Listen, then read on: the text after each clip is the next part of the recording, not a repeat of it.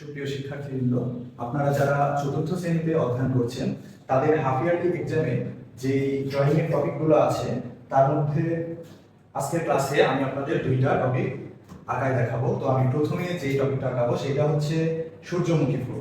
সূর্যমুখী ফুল, তো চলুন আমরা সহজ পদ্ধতিতে সূর্যমুখী ফুল আঁকা শিখি। প্রথমে আমরা একটা সার্কেল দিই।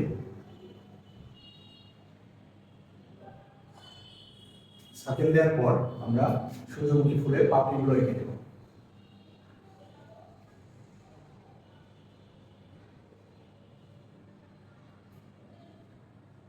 আমরা চেষ্টা করব প্রথমে যে পাপড়িগুলো দিব সেগুলো যেন সমান থাকে, পাশাপাশি পাপড়িগুলো যেন সমান থাকে।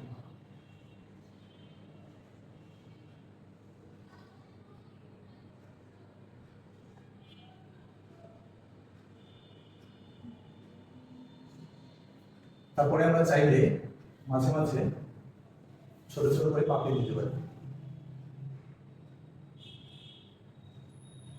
যেগুলো দেখে গ্যাপ মনে হবে একটু, মাঝে মাঝে আমরা ছোট করে পাপড়ি দিতে পারি। এরপরে আমরা যেটা করবো সেটা হচ্ছে গানটি আঁকা। এরপরে আমরা পাতা,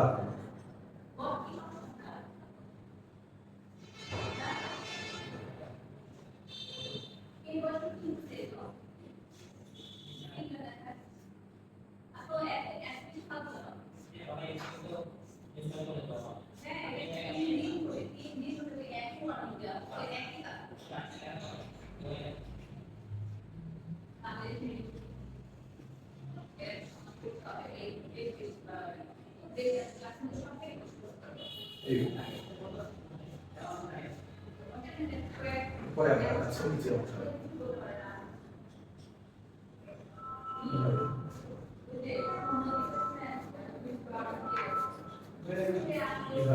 নিচের অংশ এঁকে দেব। এরপরে কালার করার সময় চাইলে ডার্ক কালার দিয়ে আমরা ভিতরে ছোট ছোট গোল গোল দাগ দিতে পারি।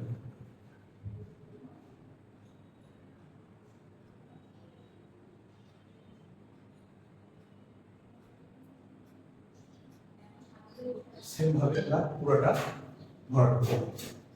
তাহলে আমরা দেখলাম সহজ পদ্ধতিতে সূর্যমুখী ফুল আঁকা। এরপরে যে টপিকটা আঁকবো সেটা হচ্ছে জগ ও গ্লাস। তো চলুন আমরা এবার দেখি জগ আঁকানো এবং গ্লাস আঁকানো।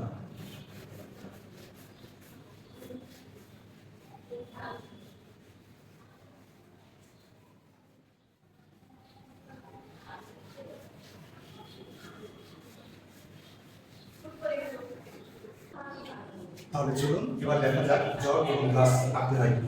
আমরা জগ আঁকার সময় প্রথমে আমরা একটি ওভাল শেপ নিয়ে প্রথমে, ঠিক অনেক লাইন হোক সমস্যা নেই, একাধিক লাইন হোক, পরে আমরা যখন ফাইনাল একটা লাইন বের করবো তখন আমরা এই সাইডের দাগগুলো ইরেজ করে দেবো, সমস্যা নেই। প্রথমে আমরা জগ আঁকার সময় একটা ওভাল নিই, এরপরে একটা সার্কেল নিচ্ছি,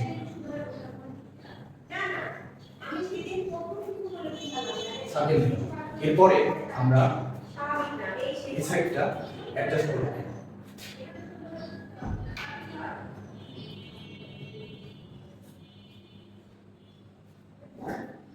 তারপরে জগের তলায়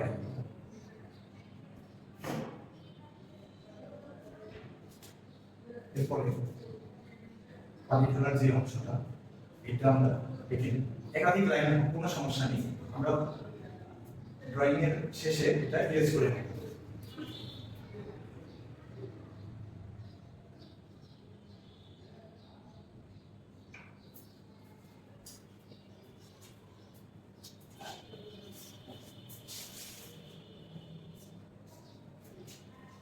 এরপরে ভেতরে আমরা এগুলো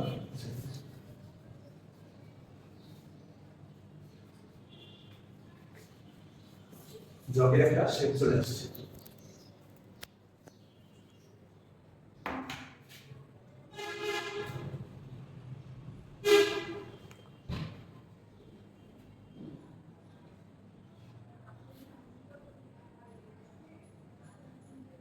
এরপরে আমরা জগের হাতল আঁকবো।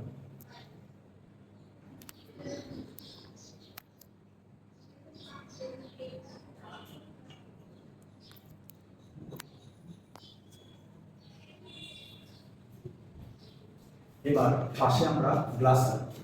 গ্লাস আঁকতেও আমরা প্রথমে একটি ওভাল শেপ নিয়ে নেব। ওভাল শেপ নেওয়ার পর এই পাশে একটা লাইন দিতে, এই পাশে একটা লাইন দিতে।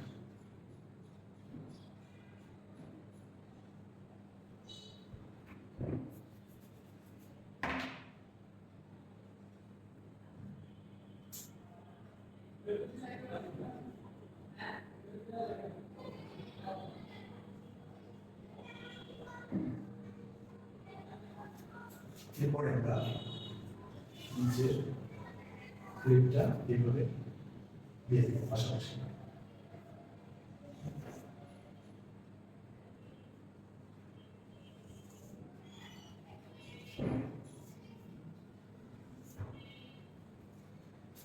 এইভাবে আমরা ড্রয়িং কমপ্লিট করব। তো এই ছিল আজকের ক্লাস। সবাইকে ধন্যবাদ জানিয়ে আজকের ক্লাস শেষ করছি। আসসালামু আলাইকুম।